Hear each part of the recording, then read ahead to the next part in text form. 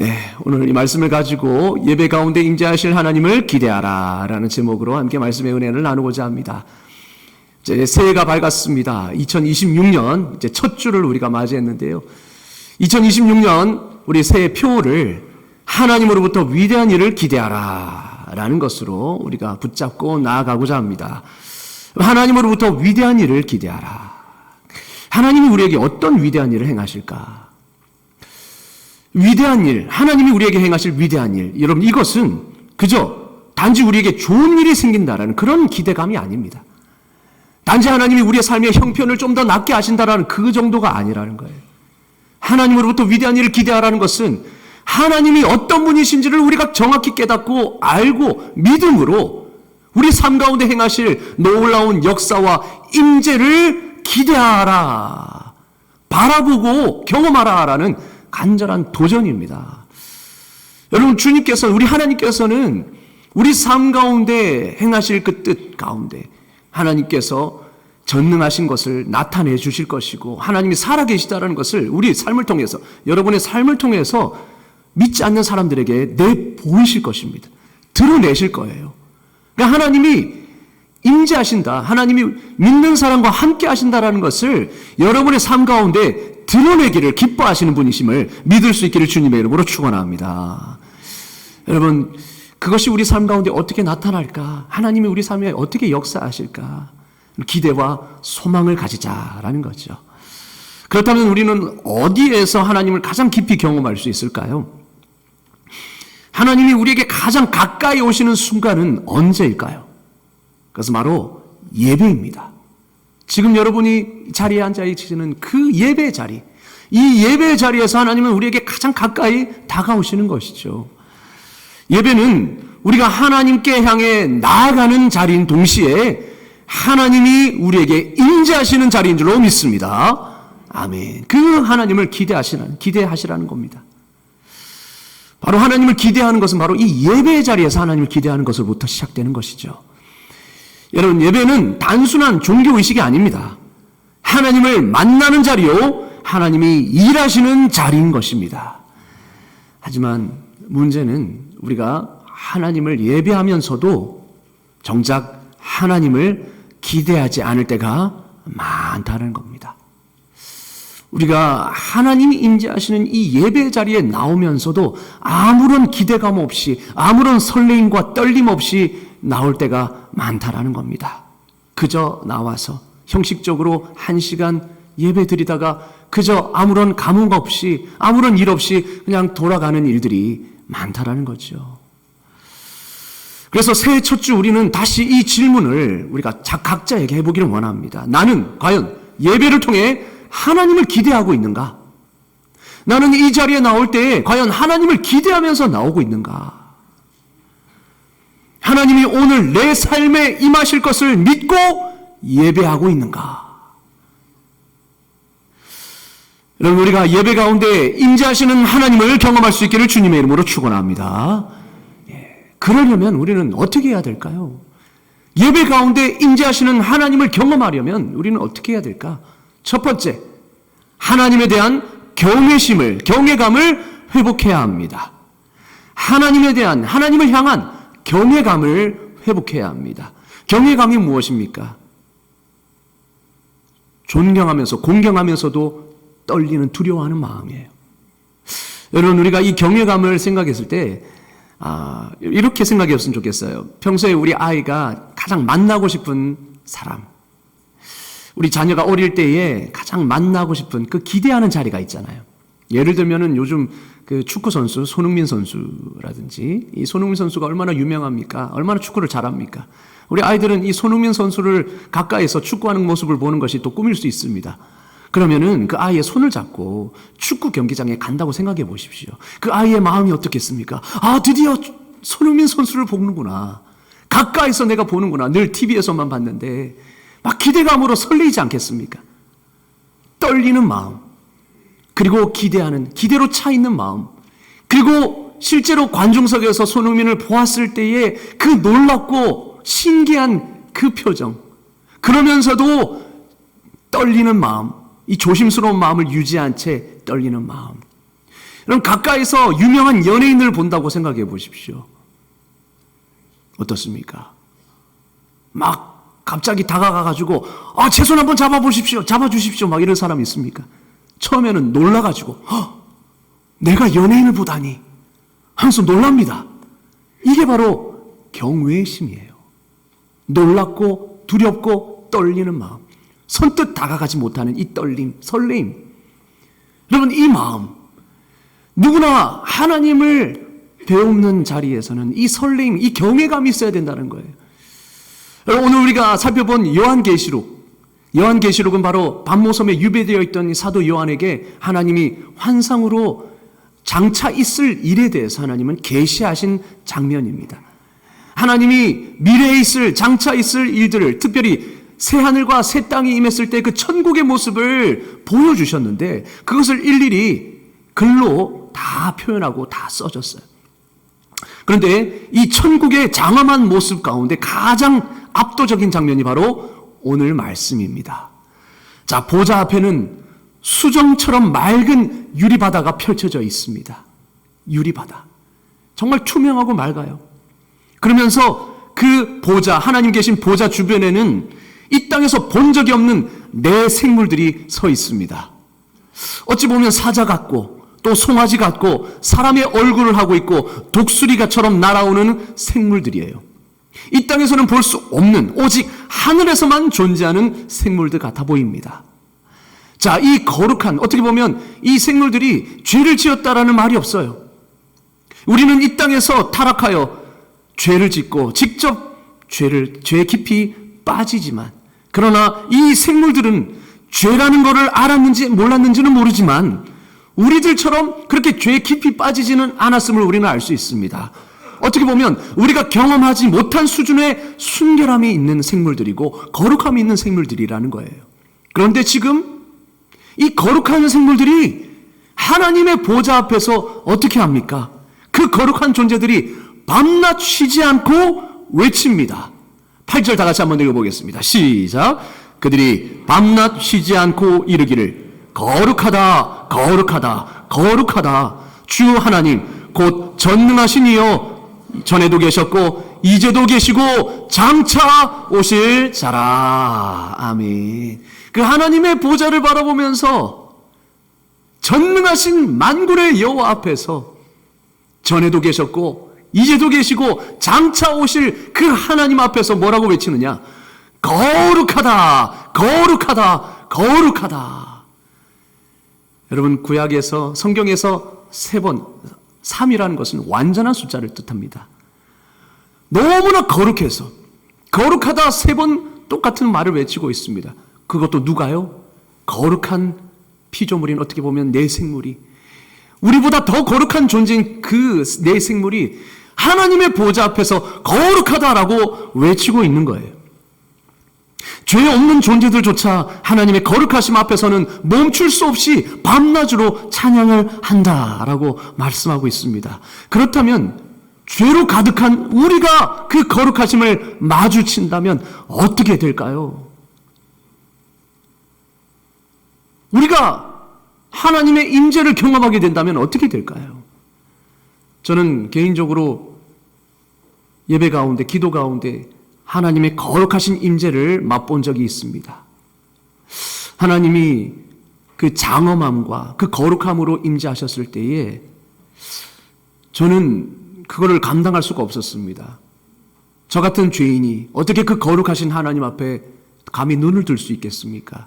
그래서 그 거룩하신 하나님 존전 앞에서 제가 드릴 수 있었던 반응은 그냥 눈물로 회개하는 것뿐이었습니다. 눈물로 나의 죄를 회개하고 그 거룩하신 하나님 앞에서 엎드려 그저 압도되어 눈물만 흘렸을 뿐입니다. 죄 많은 나에게 하나님이 거룩하심으로 나타나셨을 때에 저는 감당할 수가 없었습니다. 하염없이 눈물만 쏟아졌습니다. 여러분, 이것을 다른 관점에서 한번 바라봅시다. 여러분, 예배를 한창 드리고 있는데 하나님이 나타나셔서 여러분의 어깨를 툭툭 치셨다. 한번 생각해 보십시오. 과연 알아차릴 수 있을까요? 여러분, 제가 허튼 얘기를 하는 것이 아닙니다. 가상의 이야기를 하는 것이 아닙니다. 하나님은 실제로 우리 예배 가운데 계십니다.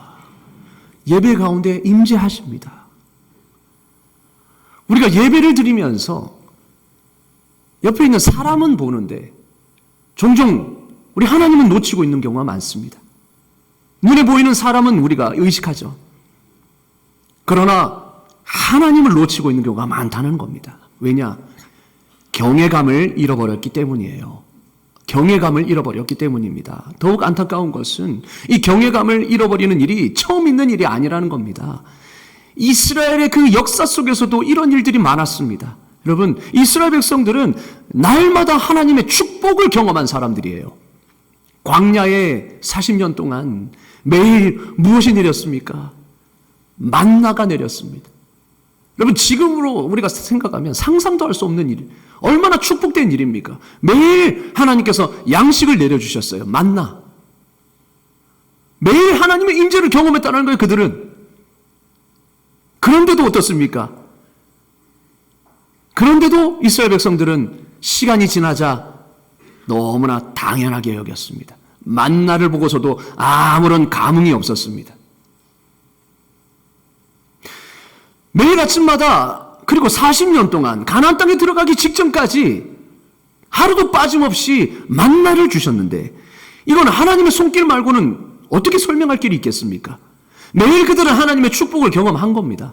그럼에도 백성들은 경외감을 잃어버리고 늘 불만하죠. 원망을 터뜨렸죠. 우리도 마찬가지예요. 하는 만나의 말씀. 매일 만나로 하나님이 우리에게 주시는 말씀으로 우리를 먹이시는 그 하나님.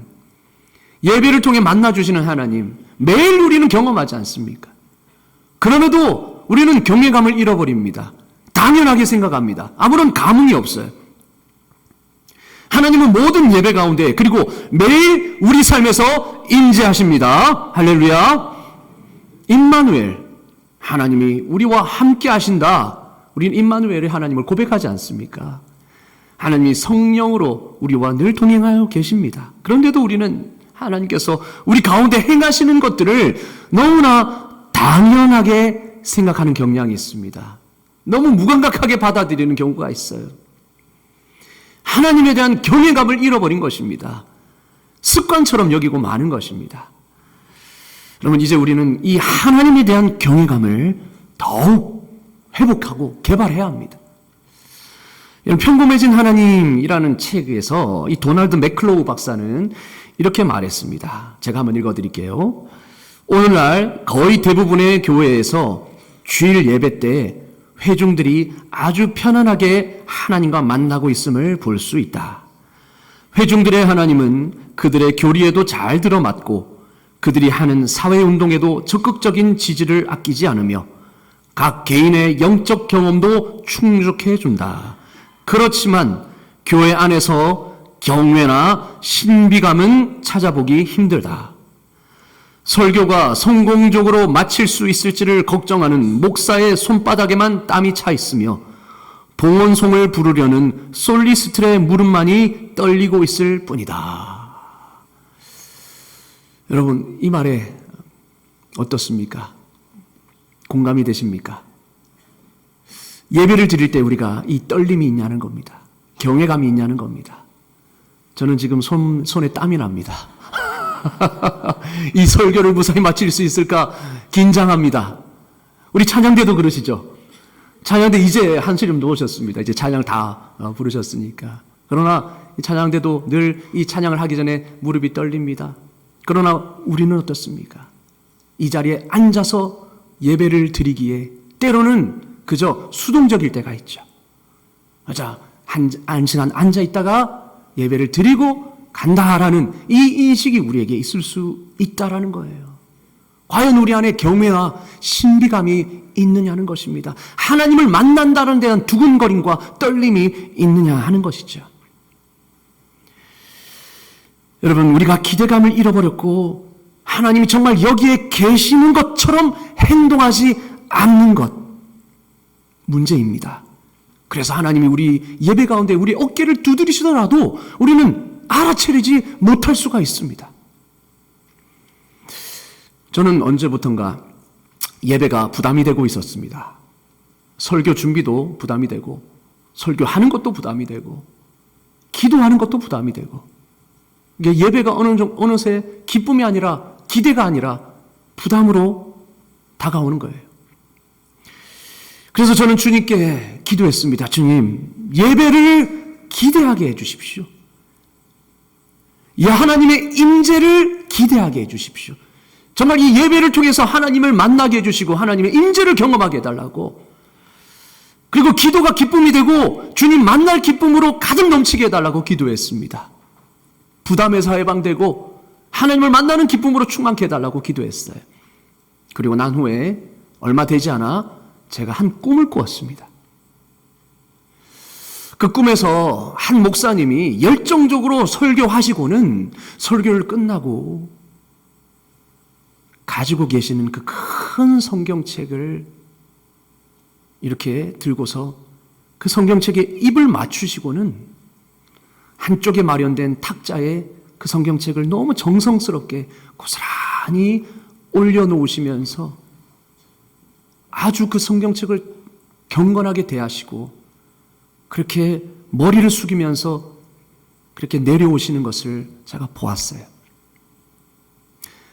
저는 그 광경을 보면서 너무나 낯설었습니다. 하나님 앞에서 머리를 조아려서 정성스럽게 성경을 놓는 모습, 정성스럽게 성경을 대하는 모습을 보면서 저는 정말 경외감에 차 있는 그 어린 아이의 모습을 보았어요. 하나님 앞에서, 그리고 말씀 앞에서 경외감에 찬 그 모습, 그 모습을 그 목사님에게서 보았습니다.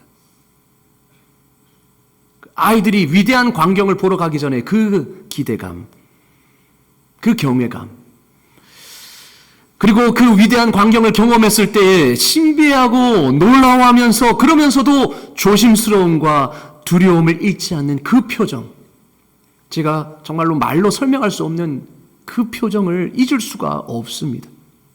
조심스러우면서도 경외감에 찬 그 모습. 저는 그 꿈에서 목사님의 모습을 보면서 실제로 울었습니다. 꿈에서도 울었지만 실제로 눈물이 흘러나온 것을 보았습니다. 왜냐? 어찌 보면 너무나 생소한 모습이었는데 사실은 그것이 내가 회복해야 할 모습이었기 때문입니다. 원래는 내가 그렇게 하고 있어야 되는데, 근데 꿈에서 그 모습이 너무 생소한 거예요. 너무 낯설게 느껴지는 겁니다. 원래 내가 가져야 할 모습이지만 그렇게도 낯설게 보였다라는 것은 결국 무엇이겠습니까? 지금 나의 태도가 얼마나 잘못되었는지를 보여주는 것이었기 때문에 꿈에서 눈물을 흘렸습니다. 잊을 수가 없죠. 저는 그 꿈이 저의 기도에 대한 응답이라고 생각합니다. 하나님, 예배에 대한 기대를 사모하게 해달라고, 예배에 하나님의 임재를 기대하게 해달라고, 경험하게 해달라고 기도했을 때 하나님 그 꿈을 꾸게 하셨고, 그 꿈에서 한 목사님이 정말로 하나님에 대한 경외감을 가지고 말씀을 대하고 단을 대하는 모습을 보면서 그렇게 하나님 앞에 경외감을 가득 찬 그 모습을 하고 있는 모습, 이게 바로 내가 회복해야 할 모습이구나, 우리가 회복해야 할 모습이구나 라는 것을 깨닫습니다. 여러분, 예배가 언젠가부터 부담이 되십니까? 아니면 예배에 언젠가부터 감격이 없고 그냥 무덤덤하게 습관처럼 드리고 계십니까? 그렇다면 우리는 하나님에 대한 이 경외감을 잃어버린 것입니다. 거룩한 하나님을 만났을 때의 그 경외감, 그 설렘과 떨림,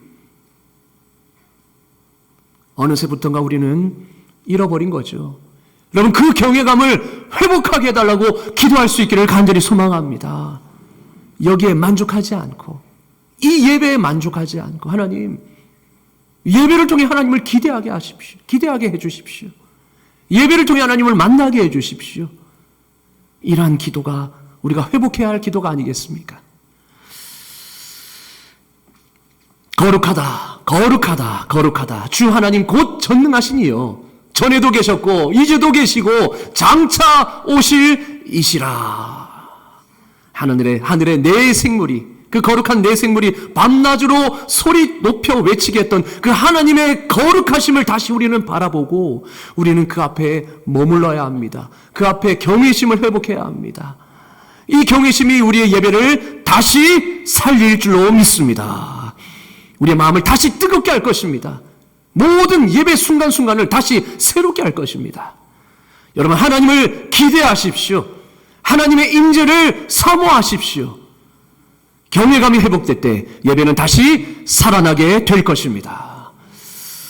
여러분, 경외감이 회복되면 예배의 본질이 보입니다. 우리가 하나님을 향한 경외감을 잃어버렸다는 것은 결국 예배의 본질을 잃어버렸다는 겁니다.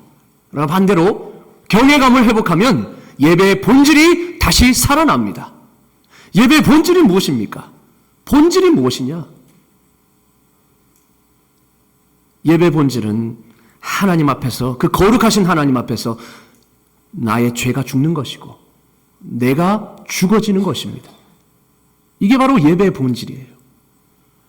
여러분, 거룩하신 하나님을 만났던 이사야, 하나님을 환상으로 배웠을 때 이사야가 제일 먼저 외친 한마디가 무엇인 줄 아십니까? 화로다 나여 망하게 되었도다. 나는 입술이 부정한 자라. 입술이 부정한 백성들 가운데 거하면서 거룩하신 하나님을 배웠구나. 나는 이제 죽었구나. 이게 바로 하나님의 경외감을 회복한 사람이 경험했던 한마디였습니다. 나는 죽었구나. 왜냐? 그 거룩하신 하나님 앞에서 내가 너무 더러운 죄인이라는 게 보이거든요. 감히 이 더러운 죄인이 하나님을 어떻게 만날 수 있는가? 여러분, 경외감이 회복되면 예배는 더 이상 내가 은혜 받는 시간이 아니라 내가 죽어지는 시간이 됩니다. 로마서 12장 1절은 예배의 본질을 이렇게 설명하고 있습니다. 다 같이 한번 읽어보겠습니다. 시작. 그러므로 형제들아, 내가 하나님의 모든 자비하심으로 너희를 권하노니 너희 몸을 하나님이 기뻐하시는 거룩한 산 제물로 드리라. 이는 너희가 드릴 영적 예배니라. 아멘. 예배의 본질이 뭐냐? 우리가 제물로 하나님 앞에 드려지는 겁니다. 여러분, 제물은 죽어지는 거잖아요. 제물은 하나님 앞에서 불사르는 것입니다. 하나님께서는요, 이스라엘 백성들에게 제사 방법을 가르쳐 주시면서 그 제물에 대해서 뭐라고 설명하시냐? 첫째, 피를 쏟는 겁니다. 죽여서 피를 쏟습니다. 그리고 가죽을 벗깁니다. 그리고 각을 뜨고 그리고 불 위에 다 태우라라고 명령하십니다. 사람이 제정한 제사 방법이 아니라 하나님이 가르쳐 주신 제사 방법이에요. 바쳐진 제물은 전부 다 하나도 남김없이 다 단 위에서 불사릅니다. 그 전부를 하나도 남김없이 불태울 때 하나님은 그때서야 말씀하십니다. 이는 화제라. 불로 태워 드리는 제물이라. 여호와께 향기로운 냄새니라. 하나님이 그 제물을 언제 받으신다고요? 언제 기쁘게 받으신다고요? 하나도 남김없이 불태워질 때, 제물이 완전히 불살라질 때 하나님이 흥향하신다라고 말씀하는 겁니다. 여러분, 이것을 우리에게 어떻게 적용할 수 있을까요? 로마서 12장 1절에서 우리가 드리는 살아있는 예배, 영적 예배는 뭐냐? 곧 우리가 하나님께 드려진 제물이다라고 로마서 12장 1절을 말하고 있어요. 이게 바로 살아있는 예배라는 겁니다. 우리가 제물로 드려질 때에 하나님이 받으시는 예배가 된다. 우리가 우리를 드리는 것이 곧 여러분 진정한 예배인 것입니다. 이것은 무엇을 말하는 것입니까? 우리는 하나님께 바쳐진 제물이기 때문에 피를 흘리고 다 불태워서 온전히 죽으라는 것입니다. 죽지 않고서는 하나님이 기뻐하시는 제사가 될 수 없기 때문이죠. 그렇다고 실제로 우리 몸을 죽이라 이런 말이 아니죠. 영적인 의미로서 무엇입니까? 내 자아가 죽는 것을 말하는 것입니다.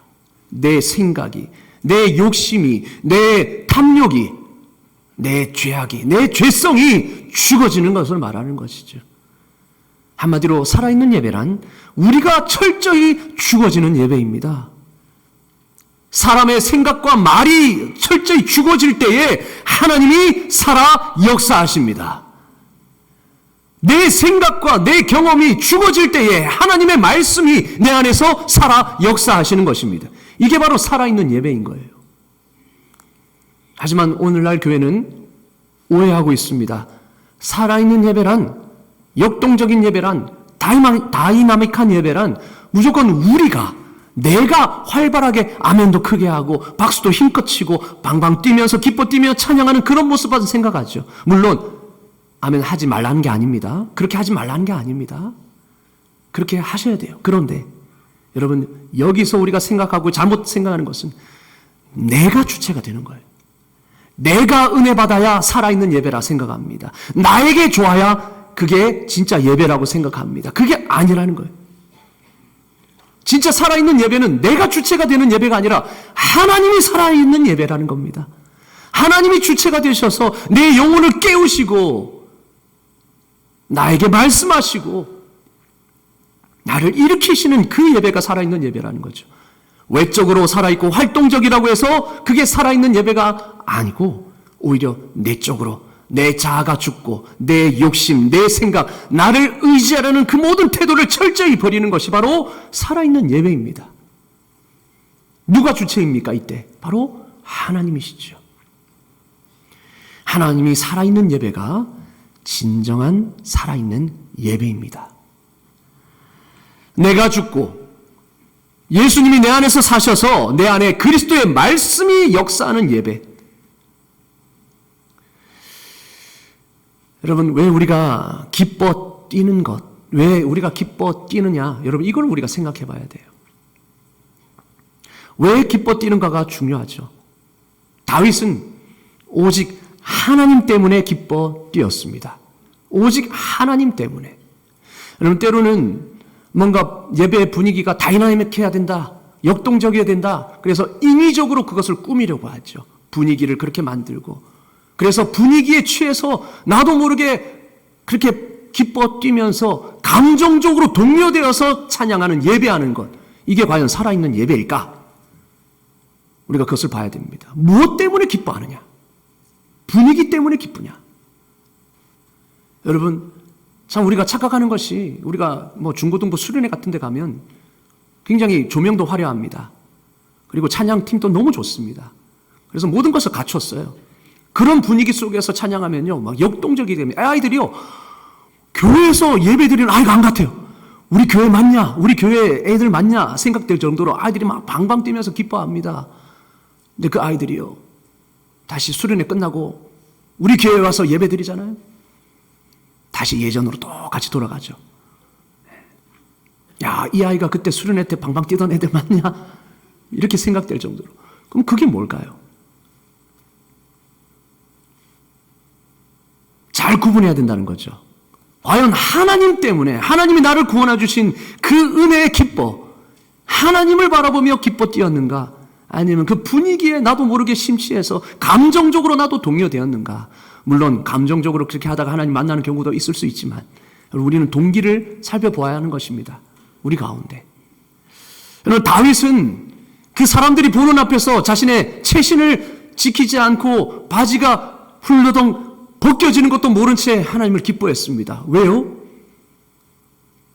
하나님의 법궤가, 저 이방 땅에 돌고 방치되었던 하나님의 법궤가 드디어 다윗성에 돌아오는 그 기쁨을 주체할 수 없었던 거죠. 하나님이 드디어 우리 다윗성에 그렇게 임재하시는구나.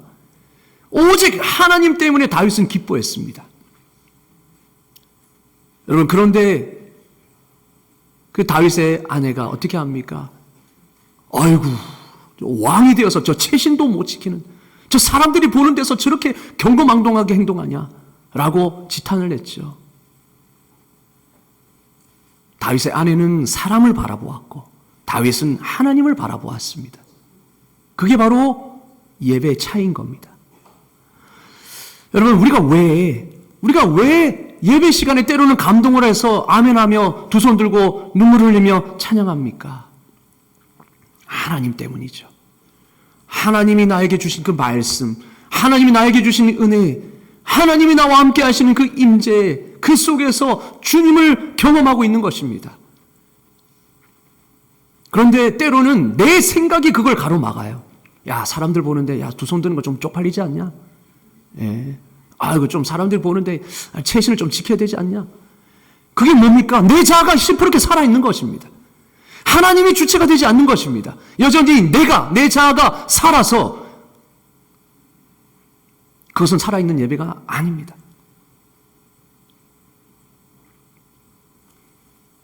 살아있는 예배의 개념을 우리가 다시 한번 잡기를 원합니다. 살아있는 예배는 내 자아가 살아서 내 의지로 드리는 예배가 아니라 내가 완전히 죽고 하나님이 내 안에서 역사하시는 예배입니다. 내 생각과 내 말이 죽고 하나님의 말씀이 내 안에서 사는 것, 이것이 바로 살아있는 예배입니다. 나는 소심하고 나는 두려움이 많고 나는 눈치를 보지만 그러나 내 안에서 하나님이 주시는 그 감동을 주체할 수 없어서 손을 들고 찬양하는, 손을 들고 주님 앞에 화답하는, 그것이 진짜 살아있는 예배 아니겠습니까? 왜 우리는 사람을 봅니까? 왜 우리는 박수도 사람을 보면서 칩니까? 예배 시간에 박수 치는 것이 뭐가 잘못됐습니까? 찬양할 때 박수 치는 것이 왜 잘못됐습니까? 하나님이 주시는 그 감동에 기쁨에 겨워서 찬양하고 하는 것이 무엇이 잘못되었습니까? 그러나 내 안에 있는 자아가 여전히 살아있어서 예배는 그렇게 드리는 게 아니야 라고 예배를 가로막지 않습니까? 하나님의 임재를 가로막고 있지 않습니까? 여러분, 예배는 온전히 자신을 불태우는 것입니다. 내 자아를 죽이는 것입니다. 그래야 하나님이 역사하시는 것이죠. 그게 살아있는 예배 아니겠습니까? 매주 우리 예배가 감격스럽게 다가오지 못하는 이유는 아직도 우리 안에 내 자아가 강하게 살아있기 때문일지도 모르겠습니다. 살아있는 예배는 부딪힘이 있는 예배입니다. 여러분, 우리가 은혜를 판단할 때, 은혜 받았다라는 걸 판단할 때 어떤 것이 기준인 줄 아십니까? 내 생각과 맞아 떨어질 때. 목사님 설교가 평소에 내가 생각하던 것과 너무 맞아 떨어져요. 내가 하고 싶은 말을, 평소에 내가 생각했던 말을 목사님이 해주셔서 너무 은혜 받았습니다. 과연 그게 은혜 받은 것입니까? 여러분, 살아있는 예배는 부딪힘이 있는 겁니다.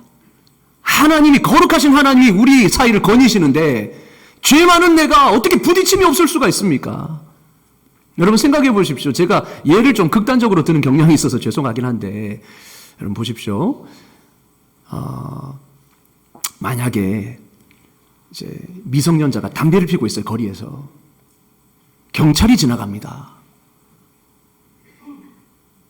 경찰이 그 미성년자가 담배 피우는 걸 가만히 보고 있습니까? 반드시 어떻게 합니까? 훈계를 합니다. 훈계를 하죠. 만약에 그냥 경찰이 지나가는데 아무 일 없었다. 말이 안 되죠. 마찬가지입니다. 여러분, 우리 안에 하나님이 지금 거룩하신 하나님이 거닐고 계시는데 우리의 죄가 숨겨진다. 말씀에 부딪힘이 없다. 가능합니까? 부딪힘이 없다는 게 가능합니까? 여러분, 우리가 예배를 너무 평안하게 드리고 있지는 않습니까? 진짜 살아있는 예배는 부딪힘이 있는 예배입니다. 말씀이 내 심령을 파는 겁니다. 강하게 꿰뚫는 것이죠. 찬양 가운데 하나님의 영광이 넘치는 것입니다. 기도 가운데 내 죄에 대한 회개, 그리고 주님을 갈망하는 그 갈망이 넘쳐나는 것입니다. 이게 하나님의 역사하시는 예배 아닙니까? 이게 하나님의 임재가 있는 예배가 아니겠습니까? 여러분, 이게 언제 일어나느냐? 우리 자아가 죽어질 때. 하나님의 임재 앞에서 철저하게 내 자아가 죽어질 때에 바로 하나님의 인카운터가 일어나는 겁니다. 부딪힘이 일어나는 것이죠. 임재가 일어나는 것입니다. 여러분, 우리 피를 다 쏟을 때야 비로소 참 제사의 의미를 우리는 깨닫게 됩니다. 스스로를 죽일 때에 참 예배의 의미를 알 수 있고 진정한 삶의 의미를 깨닫게 되는 것입니다. 나를 전부 불태울 때에 옆에 앉아 계시는 그 교우들이 진정 내 형제와 내 자매로 느껴집니다. 나를 철저하게 부인할 때에 내가 하는 그 봉사와 섬김의 기쁨과 감사가 넘칩니다. 그래서 죽어야 합니다. 철저하게 우리 스스로를 태워야만 하는 것이죠. 말씀 앞에, 그 거룩하심 앞에. 여러분, 하나님이 기쁘시게 받으시는 예배는 하나님 앞에서 우리 자신을 죽이는 것으로 믿습니다. 내가 만족하는 것이 아니라 내가 죽어지는 예배야말로 살아있는 예배이고 영적인 예배라는 것입니다. 여러분, 결론입니다. 우리 예배가 거룩 앞에 무너지고 사랑 앞에 내 자아가 죽어지는 예배가 될 수 있기를 주님의 이름으로 축원합니다. 하늘의 내 생물들이 밤낮으로 외쳤던 그 고백을 기억하십시오. 거룩하다, 거룩하다, 거룩하다. 그 거룩하심을 바라보시기 바랍니다. 그 거룩하심 앞에 잃어버렸던 경외감을 회복할 수 있기를 간절히 소망합니다. 그 경외감을 회복하게 되면 그 경외감이 우리를 죽어지는 예배로 이끌어 갈 것입니다. 여러분, 하나님을 기대하십시오. 그분의 임재를 사모하십시오. 그 앞에서 자신을 태워 드리십시오. 그때 우리의 예배는 다시 살아나게 될 것입니다. 그 예배가 살아날 때 우리의 삶 가운데 행하실 하나님의 위대하신 일들을 경험하게 될 줄로 믿습니다. 아멘. 기도하겠습니다. 거룩하신 하나님 아버지, 오늘 말씀을 통해 우리의 예배가 얼마나 가벼워졌는지, 우리의 마음이 얼마나 무뎌졌는지를 보게 하시니 감사합니다. 주님, 하늘의 내 생물이 밤낮으로 외쳤던 그 거룩하다, 거룩하다, 거룩하다 그 고백 앞에 우리의 마음도 다시 떨리게 하여 주시옵소서. 잃어버렸던 경외감을 회복하게 하여 주시고, 하나님이 실제로 이 자리에 임재하신다는 사실을 믿음으로 붙잡게 하여 주시옵소서. 주님, 예배가 부담이 되고 습관이 되었던 우리의 마음을 깨뜨려 주시옵소서. 예배를 통해 하나님을 기대하게 하시고 하나님의 임재를 사모하는 마음을 다시 불러일으켜 주시옵소서. 주님, 우리가 산 제물로 드려지기를 원합니다. 우리 안에 살아있는 자아와 교만과 욕심과 자기의와 자기 주장, 하나님보다 앞서려는 모든 마음을 태워 주시옵소서. 우리가 죽을 때에 예배가 살아나고 우리가 낮아질 때에 하나님이 높아질 줄로 믿습니다. 하나님, 우리의 예배가 더 이상 내가 은혜 받는 시간이 아니라 내가 죽어지는 시간 되게 하여 주시옵소서. 예수 그리스도 이름으로 기도드려옵나이다. 아멘.